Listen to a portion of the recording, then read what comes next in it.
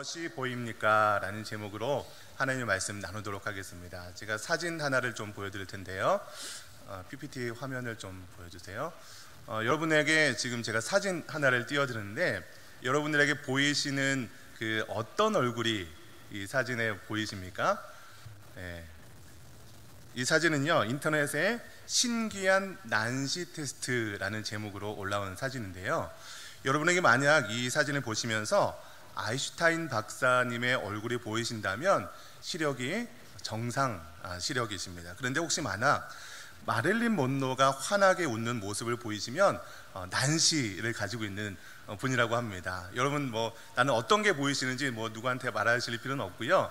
그냥 제가 말씀드리려고 하는 것은 무엇이냐면 이렇게 한 장의 사진을 통해서도 다른 모습의 사진이 보일 수도 있다는 것이에요. 사실 이런 사진을 찾으려면 굉장히 많은 종류의 그런 사진들이 인터넷에 많이 있습니다. 저는 오늘 말씀을 보면서 오늘 본문의 내용도 오늘 본문에 그냥 나오는 그 내용 말고 이 내용을 계속해서 묵상하다 보면 오늘 본문 내용 말고 다른 어떤 그림이 그려지고 있는 것을 제가 묵상하면서 경험하게 되었습니다. 여러분들도 오늘 본문 말씀을 보시면서 이 본문 내용 말고 또 하나의 어떠한 그림이 그려지시는지 마음속으로 생각하시면서 오늘 말씀을 드려도 참 좋을 것 같습니다.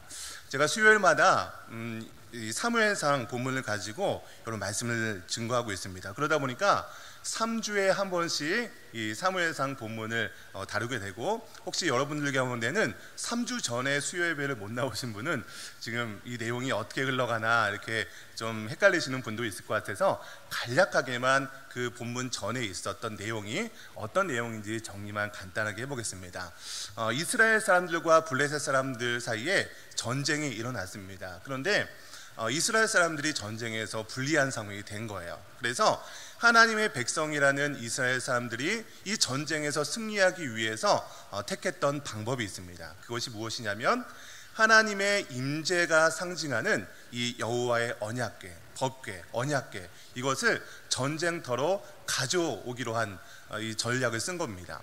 하나님의 임재가 상징하는 이 언약궤를 전쟁터에 가져오면 하나님께서 이 전쟁에 함께 하시기 때문에 이 전쟁에서 승리할 수 있다라는 믿음을 가지고 이런 행동을 한 것입니다. 여러분, 그런데 이 전쟁에서 어떻게 됐겠습니까? 이 언약궤도 뺏길 뿐만 아니라 제사장들도 죽고 이 전쟁에서 크게 패한 것입니다. 여러분, 그래서 이 블레셋 사람들이 기가 살아서 역시 우리가 믿는 다곤신이 저 여호와 저들의 신들보다 훨씬 더 강한 신이다라는 확신을 가지고 이 언약궤를 그들이 믿는 이 다곤 신전 옆에다 두게 된 것이죠. 그러나 다음날 이 다곤 신전이 보니까 이 다곤 신이 목과 팔, 다리가 잘려져 있는 것을 보게 됩니다. 뿐만 아니라 블레셋 지역의 많은 지역에 독한 종기가 생겨서 많은 사람들이 죽게 되는 그런 상황이 발생하게 된 것이죠. 그래서 이 언약궤를 빼앗아 왔지만 아무도 이 언약궤를 가지려고 하지 않은, 어떻게 보면 뜨거운 감자와 같이 이러지도 못하고 저러지도 못하게 된 상황이 바로 오늘 본문 바로 이전까지의 상황입니다. 여러분, 그래서 이런 상황에서 오늘 본문이 시작되는데 오늘 1절 말씀 다시 한번 읽어보도록 하겠습니다. 1절입니다. 시작. 여호와의 궤가 블레셋 사람들의 지방에 있은지 7달이라. 여기 보시면 여호와의 궤가 블레셋의 지방에 있다라고 표현하고 있습니다. 여러분, 그런데 여기서 표현하고 있는 이 지방이라는 것은요, 어떤 특정한 지역을 이야기하는 것이 아닙니다.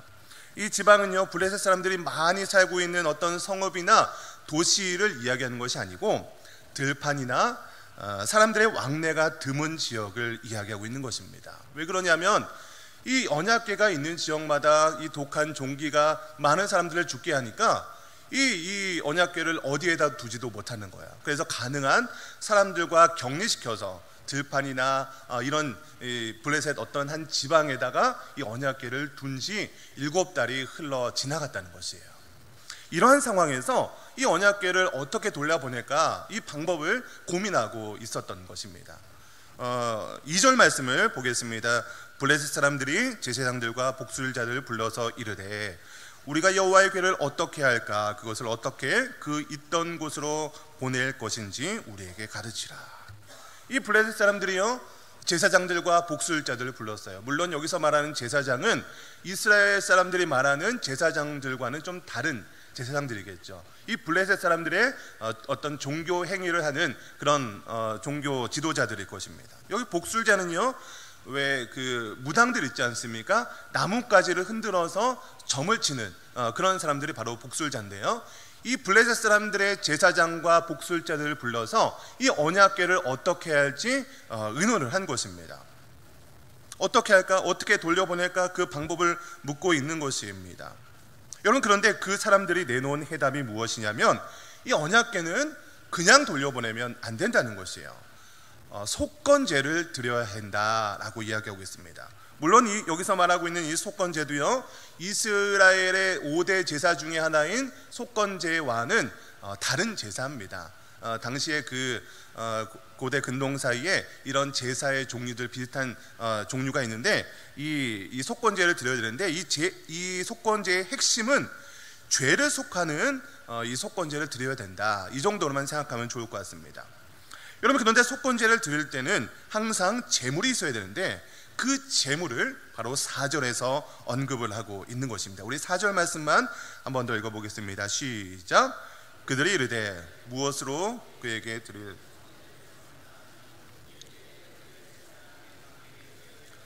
금독종 5과 금지 5마리여야 하리니 너희와 너희 통치자에게 내린 재앙이 같음이라. 여기 보면 속건제물의 두 종류를 언급하고 있습니다. 무엇입니까? 금독종과 금쥐를 언급하고 있는 것이죠. 여러분, 금쥐는 여기서 왜 언급이 되고 있는 걸까요? 금쥐요. 여러분, 금쥐는요, 하나님께서 블레셋 사람들에게 재앙을 내릴 때 쥐떼가 그 지역에 지나가게 했던 것이에요. 많은 주석가들이 공통적으로 얘기하는 것이 이 쥐떼가 패스트균을 옮겨 다니는 그런 이 재앙을 내렸다는 것이에요. 여러분, 그래서요 블레셋 사람들은요 이 쥐의 형상을 만들면서 이 쥐가 패스트균을 전염시킨 원인이라는 것을 알고 있었던 것입니다. 여러분, 그렇다면 왜 5마리를 만들었을까요? 여러분, 블레셋은요 도시 국가들의 연합으로 되어 있는데 그 도시 국가 중에 가장 강력한 5개의 국가가 있었던 것이죠. 연합이 있었던 거죠. 그래서 가드, 가사, 아스글론, 에그론, 아스돗까지 5개의 성읍을 대표해서 5마리의 금독종과 금쥐를 만든 것입니다.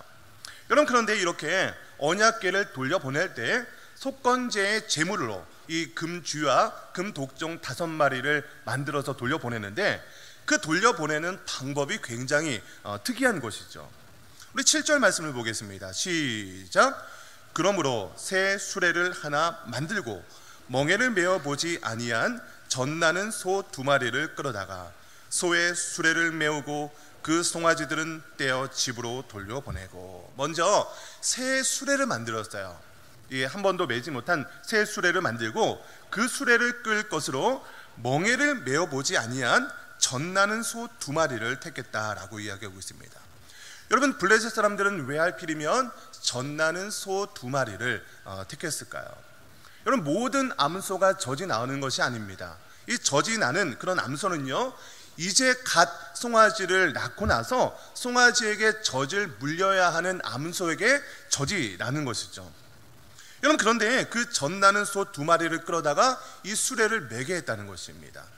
여러분, 여기서 블레셋 사람들의 나쁜 마음이 들어 있는 것입니다. 이 젖나는 소 2마리를 데려다가 송아지들은요 떼어서 집으로 돌려보내는 것이에요. 여러분, 송아지들은요 어미소의 젖을 먹고 자라나야 되는 그런 상황이죠. 그리고 어미소들은 송아지에게 젖을 물려야 하는 그런 강한 모성애와 본능을 가지고 있는 존재들입니다. 여러분, 이 동물들의 모성애를 보면 굉장히 대단합니다. 여러분, 그 큰 코뿔새라는 새가 있습니다. 화면을 보시면 이 큰 코뿔새가 어떻게 생겼냐면 왼쪽에서 보이다시피 부리 위에 또 다른 부리처럼 보이는 근사한 뿔이 하나 더 있습니다. 그래서 이 새를 큰 코뿔새라고 부릅니다. 여러분, 그런데 이 코뿔새 엄마는요 코뿔새의 알을 낳을 때가 되면 속이 빈 나무를 찾아 그 안으로 들어가는 것이에요. 그리고 그 안에서 배설물과 나무 껍질, 진흙 등으로 그 나무 구멍을 거의 다 막아버립니다. 그리고 오른쪽 화면에서 보이다시피 불이 하나만 나올 정도로 구멍을 다 막아버리는 것입니다. 여러분, 이 코뿔소는 왜 이렇게 구멍을 다 막아버리게 되었을까요?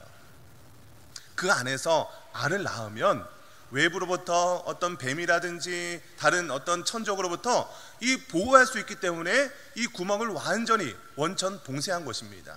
이 어미새는요, 그 좁은 이 나무 안에서 보통 알을 2마리 정도 낳습니다. 그리고 한 50일 정도가 지나야 그 안에서 새끼가 부화를 하는 거죠. 이 50일이 지나서 나올 수 있느냐? 그것도 아닙니다. 이 새끼들이 한 2-3달 정도 클 때까지 그 안에서 비좁은 이 나무통 안에서 한 번도 햇볕도 보지 못하고 움직이지도 못하고, 여러분, 이 코뿔새가요 그 안에 있다 보면 이 날 수 있는 깃털들이 다 빠져버린다고 합니다.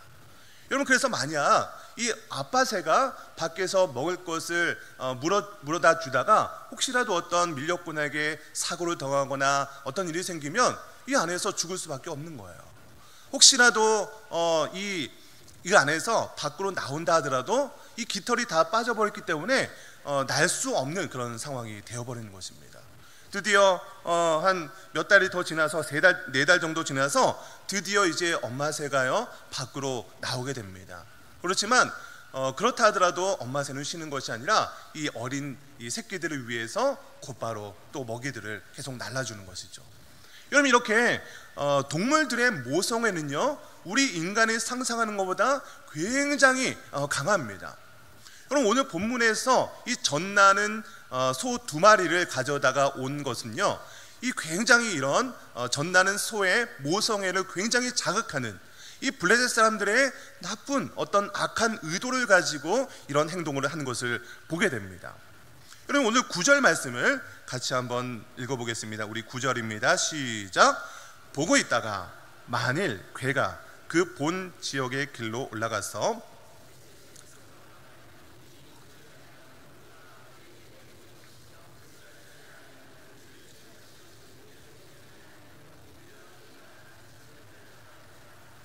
오늘 본문 말씀 보시면 젖나는 어미소 2마리에게 멍에를 매게 하고 이 언약궤와 속건 제물을 싣는 거예요. 그리고 나서 앞에 어떠한 인도자도 세우지 않습니다. 그리고 나서 이 언약궤를 맨 이 젖나는 어미소가 곧바로 직진해서 베스메스 지역으로 가게 되면 그때서야 이 모든 재앙이 하나님께서 우리에게 내린 재앙이다라는 것을 그때서야 인정을 하겠다는 거예요.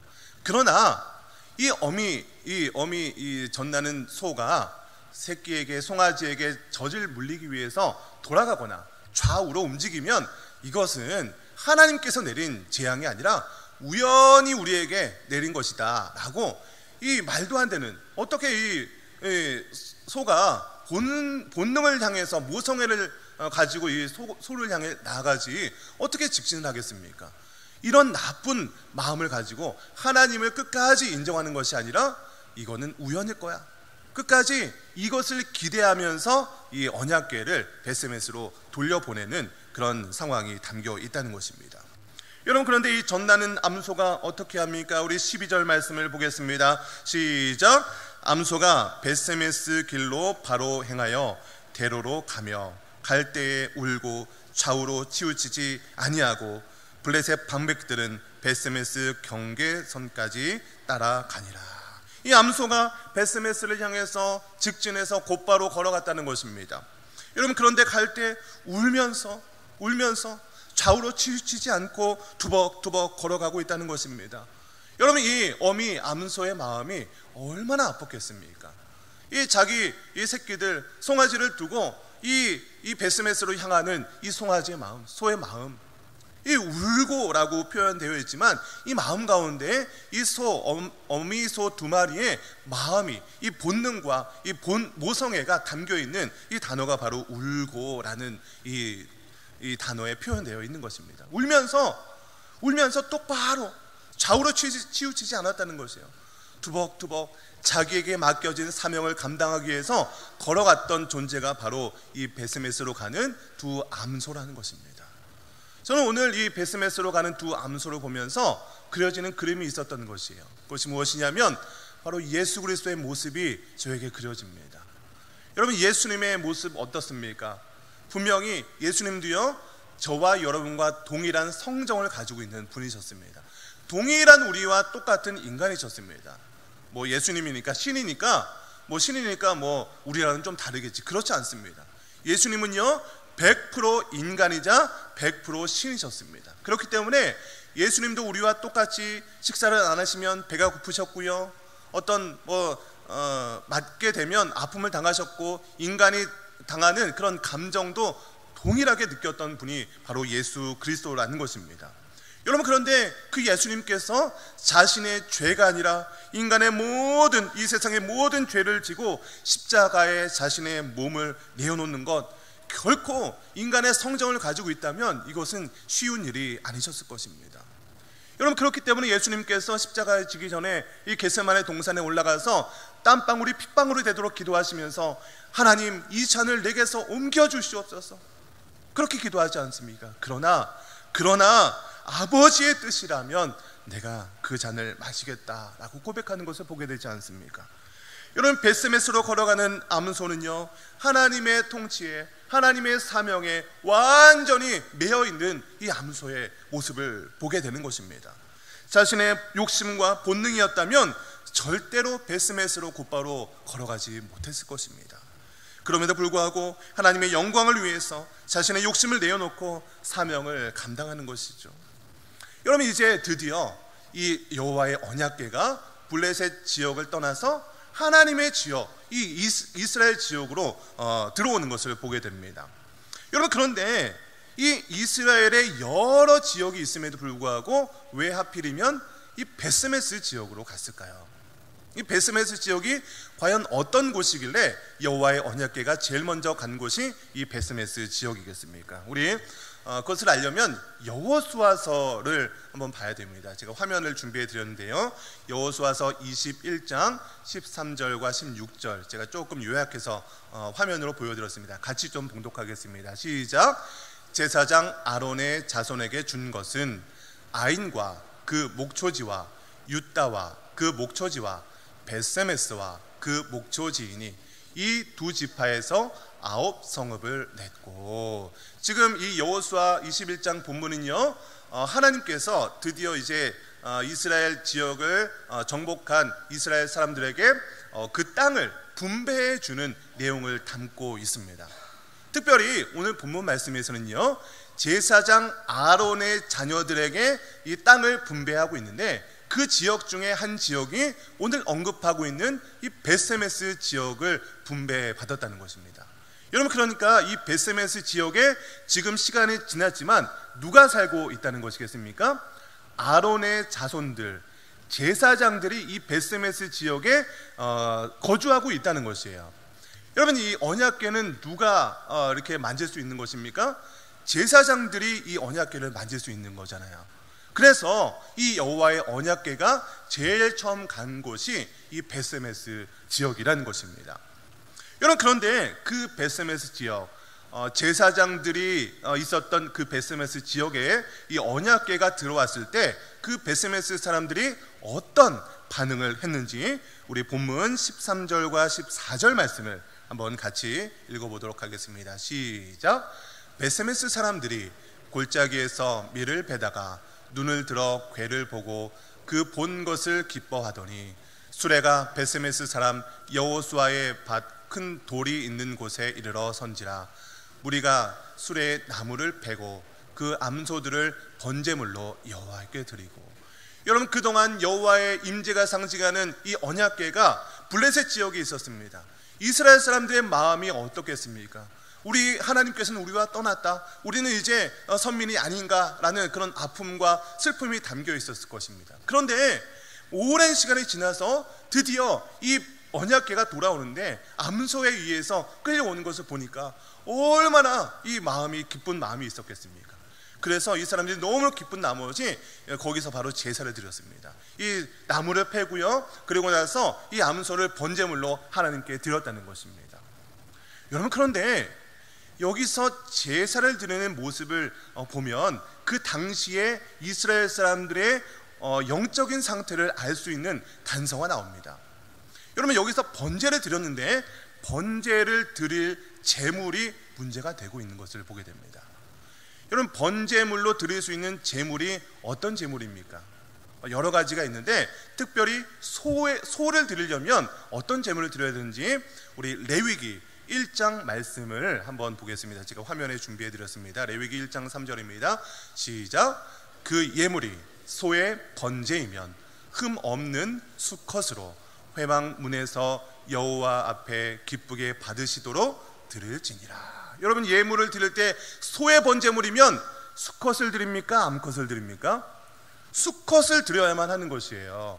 여러분, 이것은요, 제사장들이라면 기본 중에 기본으로 알고 있어야 되는 그런 내용입니다. 여러분, 그런데 오늘 본문에 나오는 이 소가 암컷입니까? 수컷입니까? 전나는 암컷을 이 번제물로 드렸다는 것입니다. 여러분, 제사장들이 여러분, 제사 중에 기본이 번제잖아요. 번제물로 가장 최고로 취급하고 있는 소의 번제물을 드리는데 그 소의 번제물을 암컷을 드려야 되는지 수컷을 드려야 되는지 이것조차도 분간하지 못하는 영적 암흑 시대를 이들이 살고 있다는 것을 오늘 본문 말씀을 통해서 우리가 유추할 수 있다는 것입니다.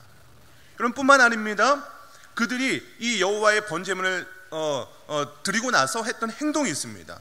우리 19절 말씀을 같이 보겠습니다. 시작. 베세메스 사람들이 여호와의 궤를 들여다 본 까닭에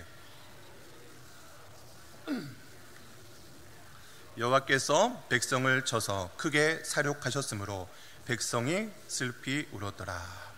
여러분, 여호와의 언약궤를 들여다보도록 되어 있습니까? 들여다보지 말도록 되어 있습니까? 들여다보면 안 됩니다. 여러분, 이 언약궤가 성막에서 굉장히 중요한 곳에 두게 되어 있습니다. 성소 중에서 지성소에 이 언약궤를 두게 되어 있는 거예요. 이 언약궤는요 1년에 한 번 대제사장만이 들어갈 수 있어요. 그것도 두렵고 떨림으로 이 언약궤에 들어가는 거예요. 그래서 이 대제사장은요 옷 끝에 방울을 매달고 들어갔습니다. 이 대제사장이 죽지 않고 살아서 돌아다니면 방울 소리가 딸랑딸랑 나니까 이 죽지 않은 거예요. 그러나 이 대제사장이 혹시라도 실수를 하면 이 죽게 되니까 그러면 방울 소리가 안 나잖아요. 이 대제사장이 죽었나 안 죽었나 이것을 확인할 정도로 이 여호와의 언약궤는요 엄중하고 존엄성을 가지고 우리가 대해야 되는 거예요. 여러분, 그런데 이 베세메스 사람, 제사장들이었던 베세메스 사람들이 이 언약궤가 이 수레를 메고 들어오는 걸 보니까 신기한 거예요. 그리고 그 속에 뭐가 들었나 그 뚜껑을 열고 이 속을 쳐다본 것이죠. 이 여호와의 언약궤를 완전히 무시하는 행동을 이 제사장들이었던 베세메스 사람들이 하고 있었던 것입니다. 여러분, 그래서 오늘 70명이라는 사람들이 그 자리에서 죽게 된 것이죠. 여러분, 오늘 본문 말씀을 보면 오만이라는 단어에 괄호가 쳐져 있는데 이것은 번역본상에 오만이라고 되어 있는 숫자가 기록된 성경도 있기 때문에 이 오만이라는 단어가 괄호가 쳐서 그려져 있는 것이지만 내용상 큰 문제가 되지 않기 때문에 이 오만이라는 단어를 넣었지만 전체적으로 보면 오만이라는 단어가 빼는 것이 더 맞다라고 좀 해석을 하고 있습니다. 어쨌든 간에 이 여호와의 언약궤를 너무나도 존엄성을 훼손시키는 그런 행동을 하다 보니까 70명이라는 이 베세메스 사람들이 죽게 되는 그 모습을 보게 됩니다. 여러분, 지금 이 시대는요 그 정도로 하나님의 영광과 존엄에 대해서는 무시하는 시대를 살아가고 있다는 것입니다. 여러분, 이렇게 오늘 본문과 전체적인 오늘 사무엘상 4, 5, 6장, 7장까지 넘어가서 전체적인 그런 흐름을 보다 보면 하나님의 영광이요 이스라엘의 유래에서 완전히 바닥까지 땅바닥까지 떨어진 것처럼 보입니다. 그러나 하나님은요 우리가 영광을 돌려야만 영광스러운 존재가 되는 것이 아닙니다. 하나님은요 스스로 영광스러운 분이십니다. 여러분, 우리가 드리는 예배는요, 그 영광스러운 하나님을 찬양하고 예배하는 것이죠. 여기에 이 예배에 우리의 인간의 어떠한 능력도 이 예배에 영향력을 미칠 수 없다는 것입니다. 우리가 예배를 드리고 영광 돌려야만 영광스러운 하나님이 되지 않는다는 것이에요. 하나님은요, 하나님 존재 자체가 영광스러운 분이라는 것입니다. 여러분, 그럼에도 불구하고 본인 스스로가 영광스러운 하나님임에도 불구하고 하나님께서는요, 저와 여러분의 예배를 받으시길 기뻐하시고 하나님께서는 여러분의 찬양을 받으시길 기뻐하시는다는 것입니다. 여러분, 그래서 우리가 드리는 예배는요, 우리가 어떤 목적을 달성하기 위해서, 내가 예배를 드리니까, 내가 기도하니까, 내가 11조를 드리니까, 내가 어떤 것을 봉사를 하니까 하나님께 어떤 것을 요구하는 방식으로 예배를 드려서는 절대 안 되는 것이죠. 하나님 스스로가 우리의 어떤 필요한 분이 아니기 때문입니다. 여러분, 이렇게 하나님의 영광이 오늘 본문 앞뒤를 보시면 완전히 땅에 떨어진 것처럼 보이지만 하나님께서는요, 다시 스스로 높아지는 자신의 영광을 높이고 있는 것이죠.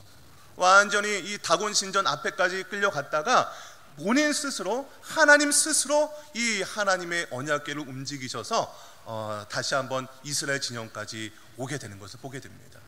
여러분, 오늘 이렇게 전체적인 모습을 보면서 예수 그리스도의 모습이 그려지는 거예요. 여러분, 빌립보서 2장 말씀을 한번 성경을 찾아봤으면 좋겠습니다. 이거는 조금 긴 내용이니까 빌립보서 2장 말씀, 이 말씀을만 보면서 오늘 말씀을 좀 마무리했으면 좋겠는데, 빌립보서 2장 우리 6절부터 11절까지 빌립보서 신약 319페이지 전후에 있습니다. 신약 319페이지 전후에 있습니다. 빌립보서 2장 6절부터 우리 같이 좀 읽겠습니다. 시작.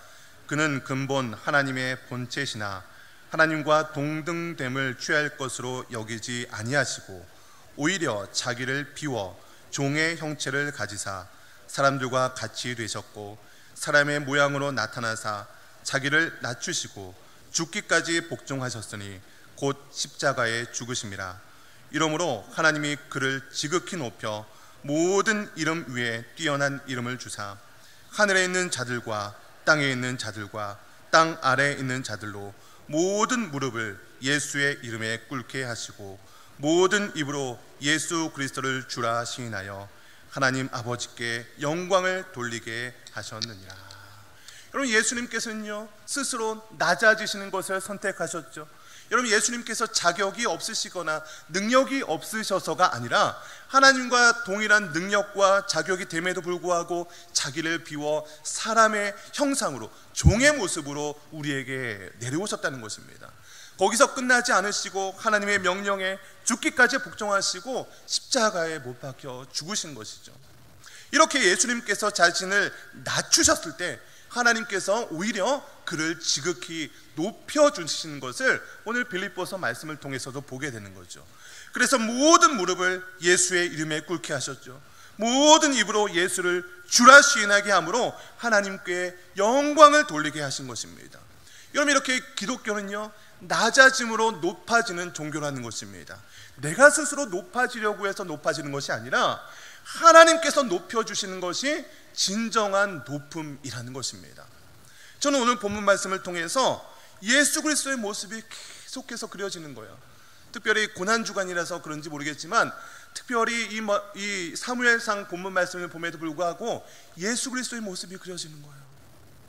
저는 바라기는 여러분의 모습을 볼 때 여러분 개인의 어떤 특성이나 성격이나 외모나 어떤 특징이 보이는 것이 아니라 여러분의 모습을 볼 때 예수 그리스도의 모습이 그려지기를 주님의 이름으로 간절히 축원합니다.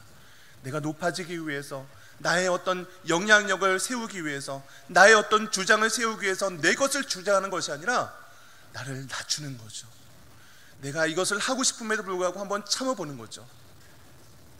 나의 생각과 나의 뜻이 있지만, 나도 챙길 수 있고 나도 힘이 있지만 예수 그리스도께서 그렇게 해서 하셨던 것처럼 벳세메스로 가는 그 두 암소가 하나님의 사명을 감당하면서 투벅투벅 울면서 걸어갔던 것처럼 비록 내가 손해 볼지라도, 비록 내가 조금 아플지라도 하나님께서 우리에게 주신 사명이라면 그것을 감당하는 그런 모습이 여러분의 모습 가운데 있다면, 여러분의 모습을 볼 때 여러분 개인의 얼굴과 이 어떤 모습, 이름이 보여지는 것이 아니라 여러분의 모습을 볼 때 예수 그리스도의 모습이 그려지시기를, 예수 그리스도의 마음이 느껴지시기를, 예수 그리스도의 이름만 드러내기를 주님의 이름으로 간절히 축원합니다. 우리 같이 오늘 본문 말씀을 생각하면서 우리 좀 기도해서